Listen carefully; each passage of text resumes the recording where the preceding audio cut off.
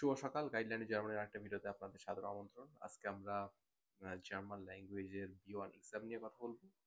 B1 exam নিয়ে কথা বলার আগে আমি আপনাদেরকে বলে রাখি যে সাধারণত আপনি যখন একটা ভাষা শিখতে যাবেন তখন সাধারণত সেই ভাষার ৬টা লেভেল থাকে। So A1, A2, B1, B2, C1, C2। তো আপনি যদি জার্মানিতে আউসবিল্ডিং করতে চান তখন আপনাকে ৩টা লেভেলের ভাষা জানতে হবে মিনিমাম। A1, A2, B1। তো ভাষা পরীক্ষাগুলো এমন আপনি ইচ্ছা করলে যে কোনো লেভেলের পরীক্ষা ডিরেক্ট দিতে পারবেন। তার অর্থ হচ্ছে আপনি যদি আজকে ইচ্ছা করেন আপনি C1 এর পরীক্ষা দেবেন, আপনি দিতে পারবেন। আপনি যদি চান যে আমি আমার ভাষার জিরো, আমি কিছু জানি না, তারপর আমি B1 এক্সাম দেবো, আপনি দিতে পারবেন। সো এক্সাম দেওয়ার কোনো রিকোয়ারমেন্টস নাই, আপনি এক্সাম দিতে পারবেন।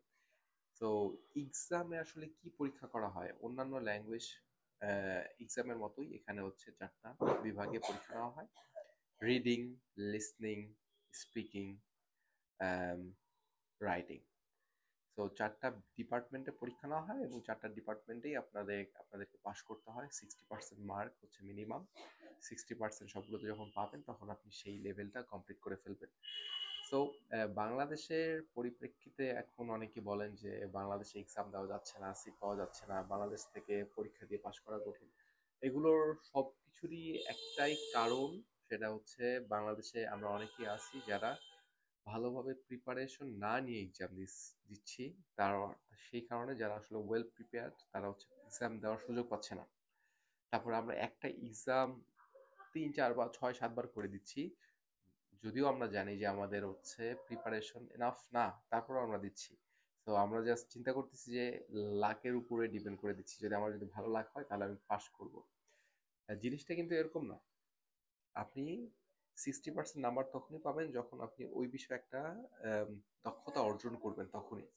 তো এই ভাষায় পাশ করলে মানে আপনাদের মূল অবজেক্টিভ হচ্ছে জার্মানিতে আসা, জার্মানিতে আউসবিল্ডিং করা, জার্মান মিডিয়ামে আউসবিল্ডিং করা। তো ওইখানে আপনাদের মেইন অবজেক্টিভ হওয়া উচিত ভাষাটা ভালোভাবে শেখা। আপনি ভাষাটা যদি ভালোভাবে শিখতে পারেন তাহলে B1 আপনি ইজিলি পাস করতে পারবেন। আর এক্সাম আপনি তখনই দেবেন যখন আপনি নিজেকে ওয়েল প্রিপেয়ার্ড মনে করবেন, যখন মনে করবেন যে না আমার আর কোনো ল্যাকিংস নাই, আমি এখন পরীক্ষা দিলে আমি সহজেই পাস করতে পারবো তখন। আর পরীক্ষায় আপনি যেখানে দেন না কেন সবখানে স্ট্যান্ডার্ড সেম। সেম স্ট্যান্ডার্ডে পরীক্ষা হবে, সেম স্ট্যান্ডার্ডে পরীক্ষার খাতা পরীক্ষা করা হবে। এখন আপনারা যদি 1 মার্কের জন্য কোথাও যদি পাস করতে না পারেন, ওই 1 মার্ক কেউ দেবে না, কারণ আপনাকে ওটা আর্ন করতে হবে। সো দিন শেষে আপনারা যদি পরীক্ষা দিতে চান আপনাদেরকে ওয়েল প্রিপেয়ার্ড হয়েই পরীক্ষা দিতে হবে, তাহলেই আপনাদের আর সমস্যা থাকবে না। এখন এই ওয়েল প্রিপেয়ার্ড হয়ে যদি সবাই পরীক্ষা দেন তাহলে সিটেরও কোনো সমস্যা থাকবে না।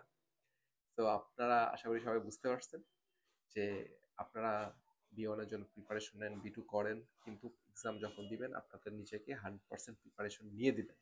আশা করি এই ভিডিওটাতে আপনাদের কিছু হলেও সাহায্য করতে পারছি। ভালো থাকবেন। আল্লাহ হাফেজ।